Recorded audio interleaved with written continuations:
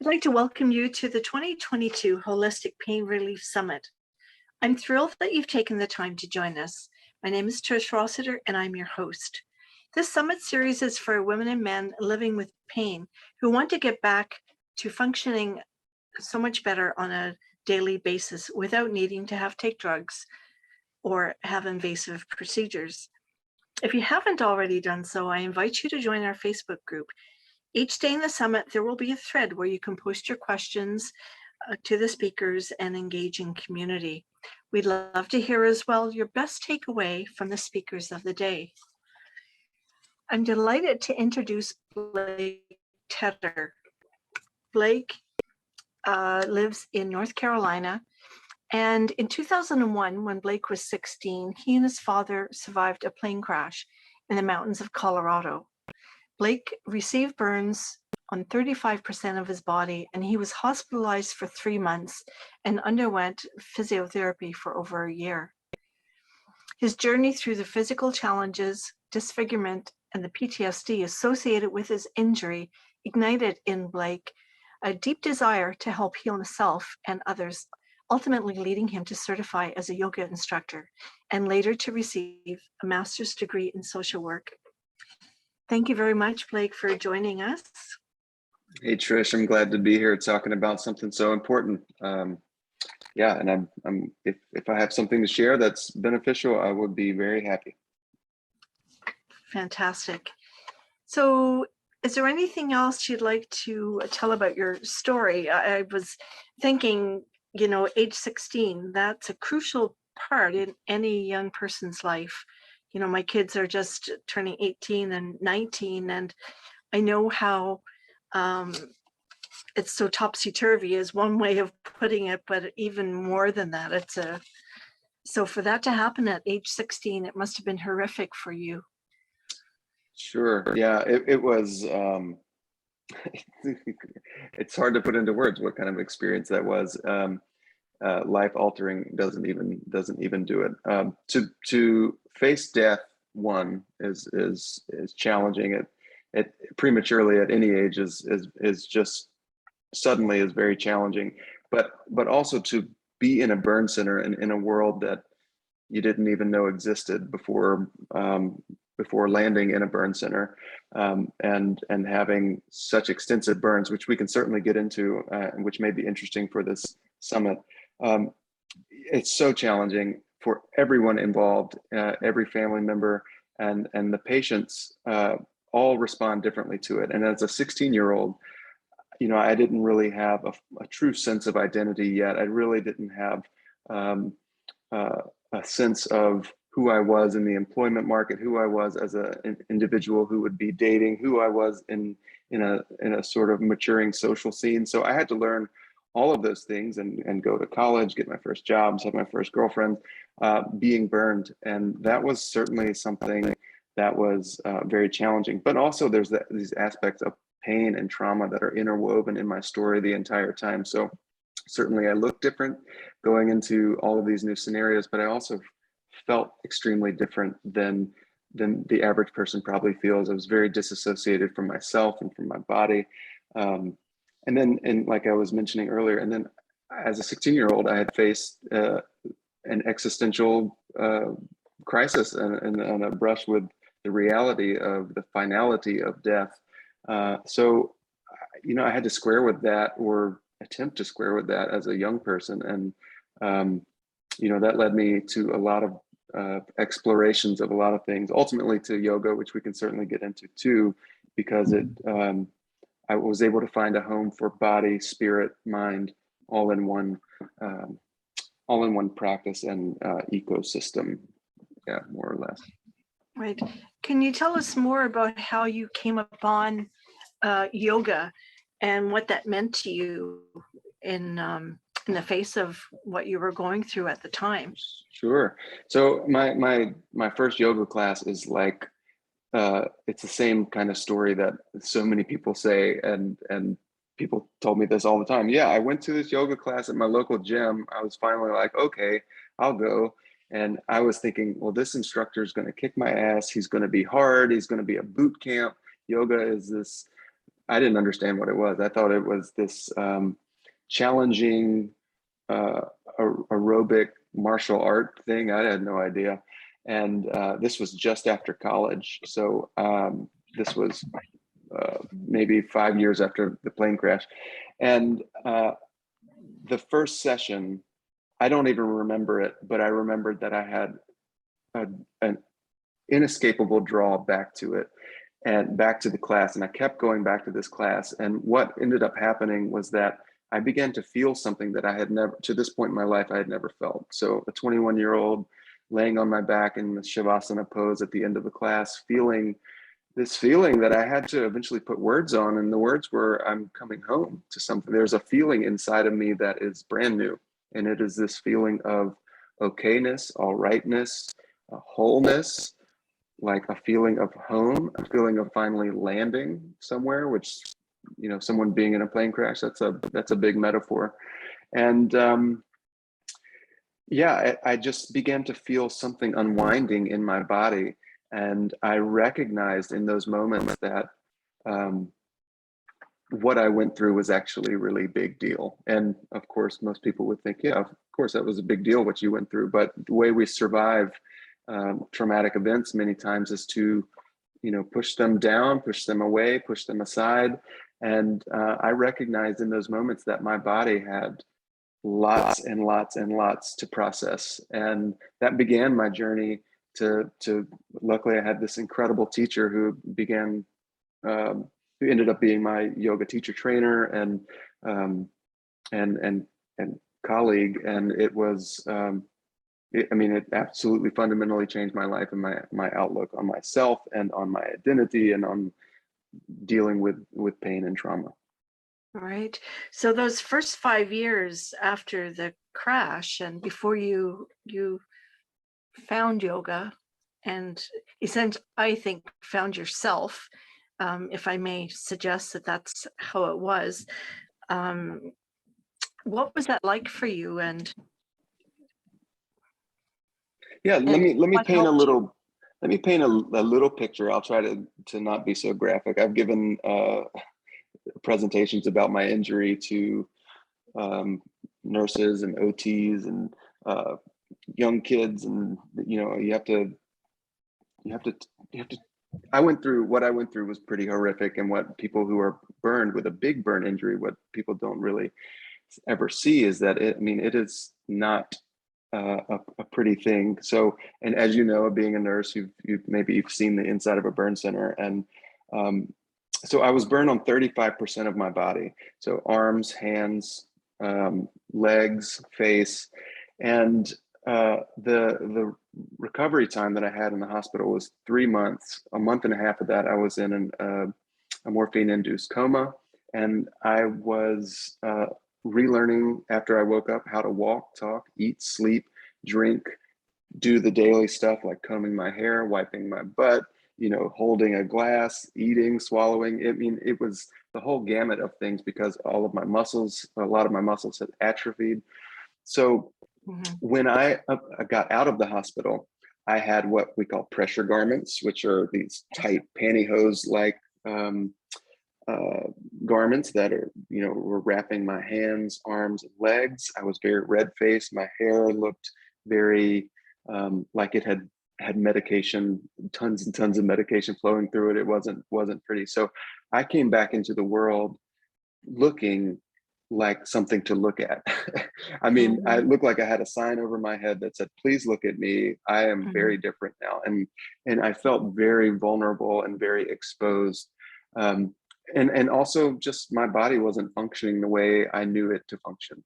You know, I had played basketball and tennis, and now I was weird. Things moved differently. My hands certainly moved differently. You know, certain Mhm. fingers didn't work the same way. So I had to learn how to embody again. And that took a long time. And I didn't do a good job of that in those first 5 years. But I was doing a good job of navigating social experience by tuning in to what other people thought about me, because there's nothing like looking really different to see and get a sense of what it's to get a sense of other people and their reactions to you, from people saying, boy, what in the heck happened to you? You look crazy. Or to having people staring at you. You learn a lot about human nature and a lot about people. And so I really developed a keen sense of how to connect with people during those years, and how to connect on this shared reality of being a human being that we all had. All of a sudden, I had a doorway that I began to recognize into other people's lives, because they're looking at me, they're asking me questions, or they want to ask me questions. And at some point, I began to recognize that, well, I can be an agent in this and actually talk to them about myself and not take their questions personally. And it really made a world of difference to connect with people. And everyone's got scars. Some of them are just not on the outside, like myself. So I had to go into college with that sort of understanding. And some college kids are ready for that, some are not. For sure. And I can only imagine, I mean, when you say that, you were learning to be with people and hear where they were coming from. I mean, people can be mean. Oh, yeah. So did you have a good sense of self, yourself before all this happened? Well, Or did you that know, come along or?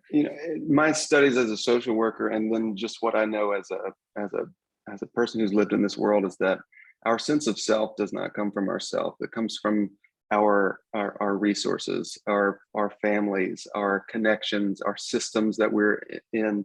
And I came from a very privileged background. I had tons of family around me. I had lots of friends who supported me. So my sense of self-confidence was only enhanced, and really stood on the foundation of having all of this connection and love around me. So I can't say that I developed that sense of self on my own, but I would say that my curious mind, and I've had since I was a child, that there's more to life than what we're seeing right here.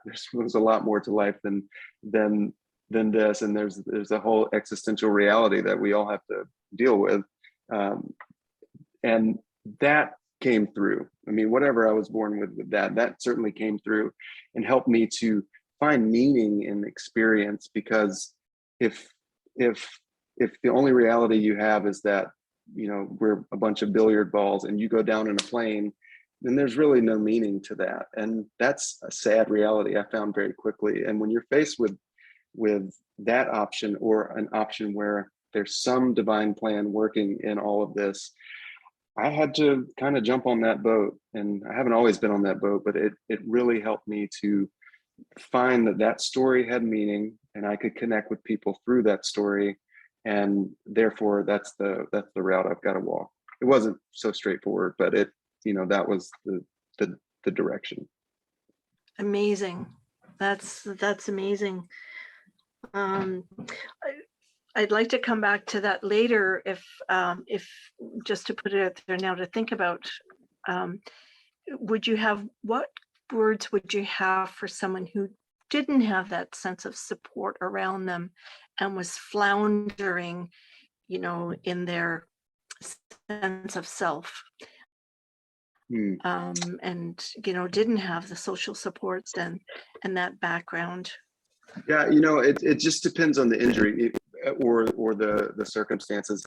If I was speaking to burn survivors specifically, I can point them to, there are tons and tons of resources now that are available. There's tons of books. I mean, the Phoenix Society for Burn Survivors is such a great resource. There's also a movement in burn survivor recovery that's called aftercare, which is saying, yeah, people need support after they leave the hospital, because of course they do. So if it's around burn injury, I would point them to resources that are already they're already helping people come back from isolation, because it's a very isolating injury, and to reconnect to community and being empowered by the notion of being what we call a survivor rather than a victim, someone who is owning this experience as in an empowered sense. So that's important. But in general, for people, I mean, you got to look for those things like faith. You got to find, whatever it is for you, whether it's nature or God or a church or whatever, finding some sense of faith and meaning, and then looking up resources and people who walk before you, because that's what we're here to do, is to learn from those who have been through our experiences. We think our experiences are unique a lot of times, and what we find out is as we move forward is that there's many people who've gone through similar things, and we can learn from them. And I think that's important too. Right, right. So when I asked about your yoga, you alluded to the fact that it's, not necessarily a traditional type of yoga that Yeah. one would find going to a gym or something. Tell us more. So my journey with yoga has been vast and deep. My teacher training experience with this teacher I love dearly here in Central North Carolina drew on the traditions of Kripalu yoga, which I won't go into right now, and Phoenix Rising yoga therapy. And then these two teachers named Angela Farmer and Victor Van Kooten, who I now have a podcast with since the pandemic. I interview them and speak with them. I just love them dearly. And what's in that training, and then with my relationship with Angela and Victor, and then through trying all of the yoga styles and traditions that I could get my hands on, I ultimately found that what works for me and what's important for me is a yoga or a physical practice and the other spiritual and mental practices that is being sourced from the inside out, rather than saying, I want to do this form or that form because a book tells me to, or a teacher tells me to, or whatever. It's the external to the internal. I want to do a yoga that's from the internal to the external. So if I can start in a pose like a warrior pose where your legs are out. I can't really show it on this screen. I could start there, but what's going to happen inside of me is that my body is going to be giving me all sorts of cues. My shoulder's going to be tight. There's going to be, my unfeeling in my stomach, which is a common thing. It's just kind of numb feeling.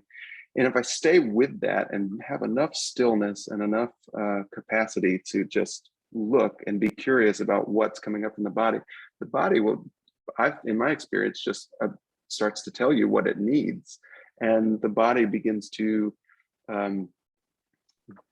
tell you, how to move this arm, how to move this leg, to open up the energy currents inside, to alleviate this sort of nagging pain. I mean, I did this just the other morning. I've had this back pain for months. This little thing that's in there, and I just decided, let me just look at it.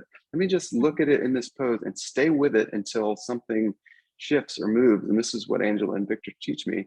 And I just stayed with it and stayed with it. Nothing happened.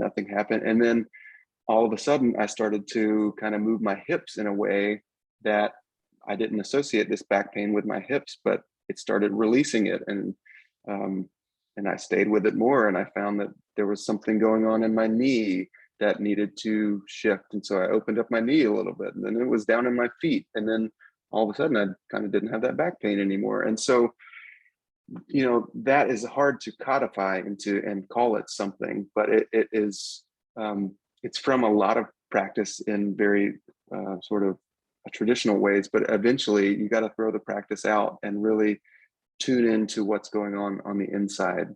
At least in my experience, practices are useful. They're so important, but at some point we can really find what we need on the inside, because we truly, these bodies are truly amazing. they're really unbelievable. They're not machines, but they're unbelievable things that we have at our disposal to teach us and to carry us along.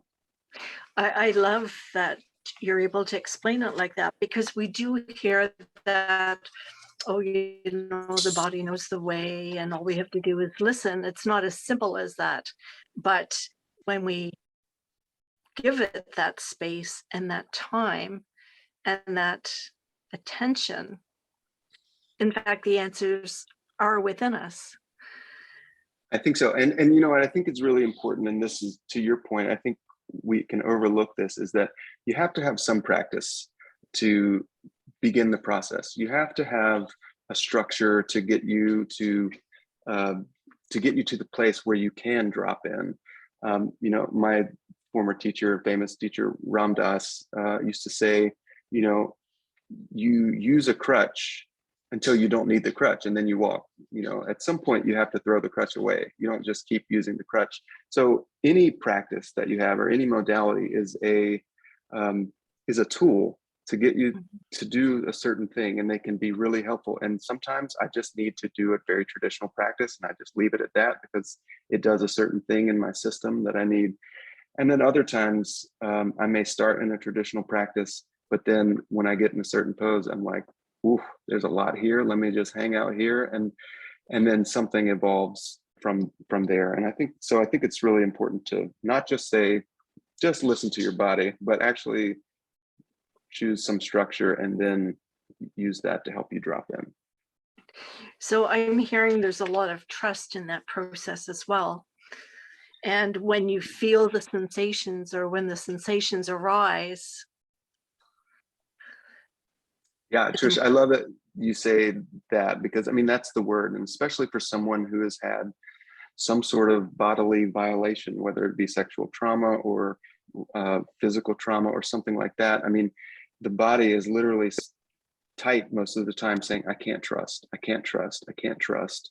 And that's the energy that's holding the fascia into its, you know, constricted mode. And at some point, I have begun listening to my body and saying, well, you know, I haven't trusted my body at all. That's why I've dissociated from it, because, you know, I went through 12 different surgeries. This body has a memory of lots and lots of pain. But at some point, I've been getting little messages that have been saying, the body is trustworthy. It is an incredible, resilient machine, or being. It's not a machine. I don't want to say it's a machine, but it's resilient. It's still here. It's still healing. It's still marvelous. And so, evolving. yeah, evolving. And like, I can trust that. And when I have made that relationship with the body, I can then begin to listen to the body as a source of important information. Because if you trust it, you recognize it as important. And so rather than my mind telling my body what to do, I can say, hey, body, tell me what to do.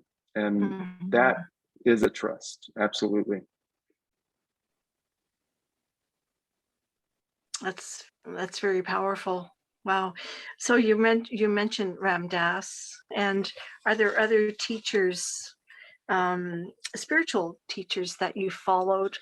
Oh Lord, I have a list of that's been my life's work. It seems after going through what I went through at an early age, I just dove into different spiritual traditions, and I feel like I've done a world tour. So I mean, I could list 30 right now.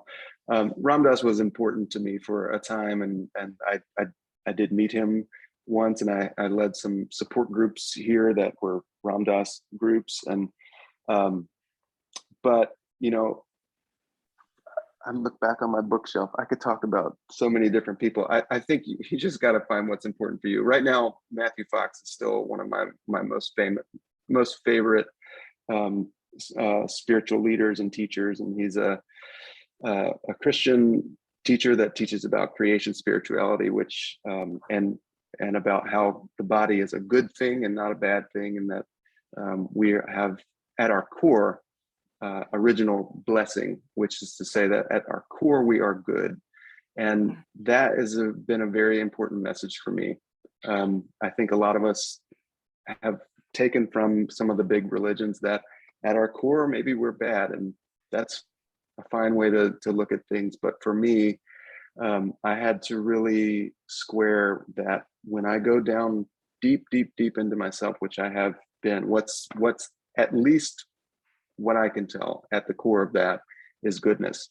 Because yoga and any of these practices of healing are, I believe, are really practices of subtraction. We're actually taking away layers of pain, of confusion, of misunderstanding, and we are seeing what's at the core. And if you don't trust that what's at the core is going to be goodness, then I'm afraid you're going to create some tension in your practices that, well, I'm going to keep subtracting, but when I get there, I'm going to not like it, and I'm not going to like myself. So I think for me, I had to really learn about goodness being at my core, and Matthew Fox is a teacher of mine who really teaches about that. And then facing the fears and maybe acknowledging them and doing it anyway. Very true. I mean, I think we all have to test ourselves or let the world test us, and fear is something that we have to, at some point, you have to look at it squarely and recognize it as fear, and recognize it as something separate than yourself. That's easier said than done, and I'm definitely not always doing that well. But yeah, I when you get down into, or when I get down into deep poses, where I'm doing a deep stretch on something that, let's say, in my hip, and what's like a pigeon pose, where you're on the ground, the knee is flexed and turned to the side, and you're stretching the back of your buttocks. I find a lot of fear there. I mean, just in the cells and in the tissues, it's saying, escape, run, get out of here. And that's the trauma that's in my body and in the cells. And if I can approach that with gentleness and with curiosity, rather than I'm going to push into this, I'm going to stretch it, I'm going to overcome it. But if I actually say, I'm going to look at it, but gently, as my teacher Tara Brach says, invite Mara, or fear, or illusion, and invite it to tea. If I have that energy with what's going on in my body, then I have a different outcome. My body doesn't react against me. We work together, and that hip begins to just open up. It's amazing when you have that sort of relationship. The fear within us is very real, and it's very scary, and we'll do a lot to push it away or push it down. But when we can really feel it and be aware of it, it takes on a different nature, and it teaches us a whole lot. Mm-hmm. Thank you for that. Wow. And I hope Wow. this is not too abstract for folks. I mean, I hope not. And if, maybe it's a door opening into another aspect of healing. Certainly, I'd appreciate, we can have some conversations in our Facebook group, and if any of our listeners are interested in delving more into it, we can get a list of maybe some of the books that you've spoken about. I'm aware of some as well. And just as a door introducing into that aspect of pain and healing. I understand that a large part of your energy also went towards, and I think which helped your resilience, was volunteering. Certainly. Want to speak a little bit about that? Sure. So I've been a longtime volunteer with the North Carolina J.C. Burn Center, which is the burn center that I went through here in Central North Carolina. And I've also been a volunteer with Phoenix Society for Burn Survivors as a peer supporter that goes into hospitals and talks with people and gives them support as they're going through the process of being in a burn center, and works with their families or talks to them outside of the hospitals as well. And I've spoken at events, I've gone to burn camps. That's been a really beautiful part of my life. But that all started because the chaplain at the hospital who was there when I was there, and who was, Trish, I gotta close this door real quick. I'm so sorry to do this. That's but okay. It's all good.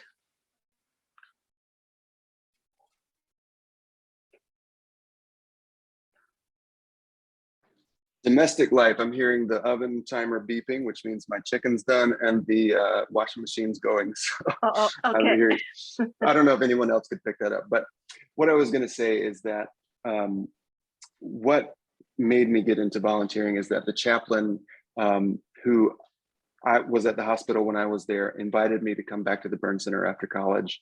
She had been inviting me, but I finally said, okay, I'll go. And this is when I just started doing yoga.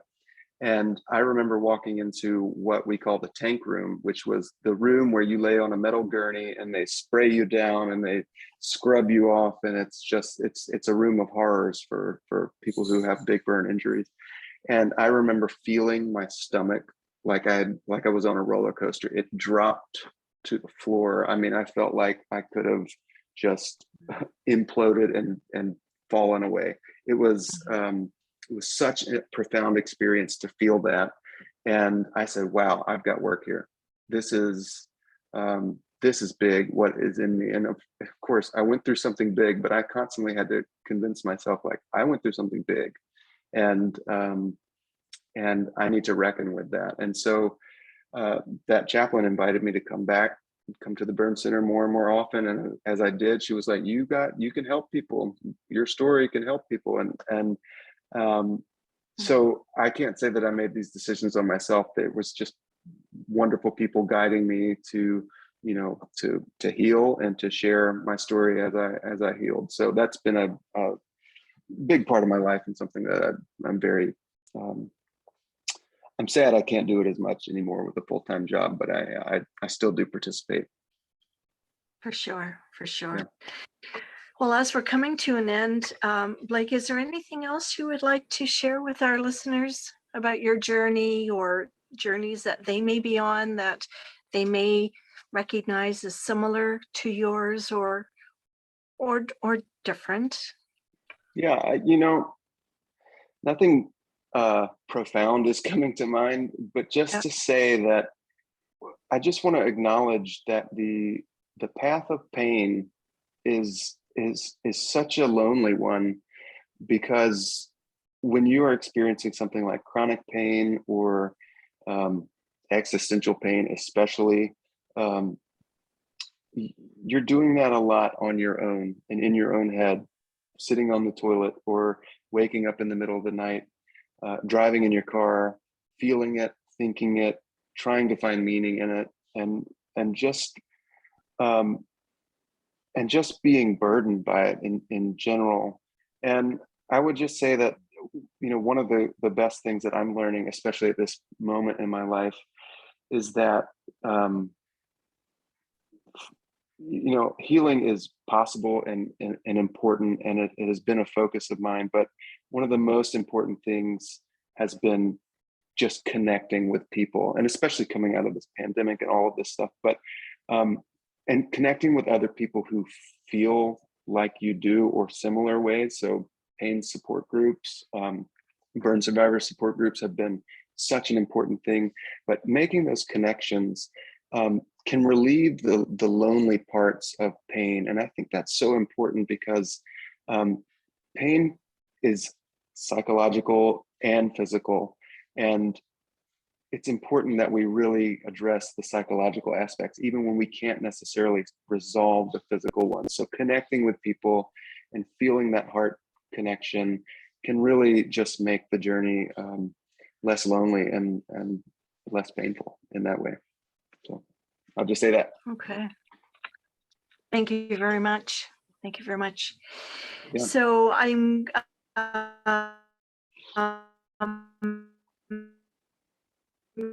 going to put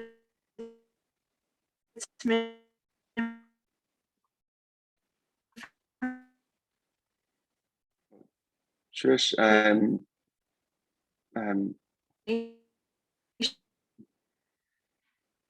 didn't hear any of that, Trish. I'm sorry. I think your internet connection just failed a little bit.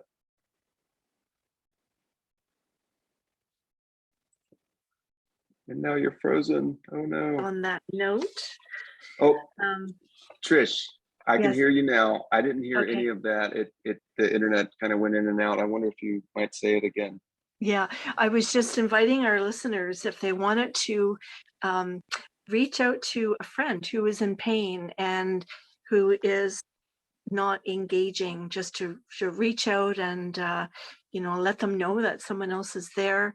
And also, if they wanted to make a donation to any burn society in their area, or reach out and make a small donation to the Blake Tedder Burn Endowment as well. Sure. I'll put Oh, that's put so along. sweet. And if you'd like to, I have a small little website, blaketedder.com, and you can find out about that podcast I mentioned, and also the my little burn endowment. So Yeah, sure. Thank you. absolutely. Okay. Thank you very much, Blake. I appreciate you chatting with me this afternoon. Thank you, Trish. And for those tuning in, be sure to come back for the rest of the interviews for the Holistic Pain Relief Summit. Remember to pop into our Facebook group and share your takeaways from today's speakers and ask any questions. And if you know of anyone who can benefit from all these amazing speakers, please share, and they can join at the Holistic Pain Relief Summit, where the recordings will be accessible for 36 hours. Okay, thank you.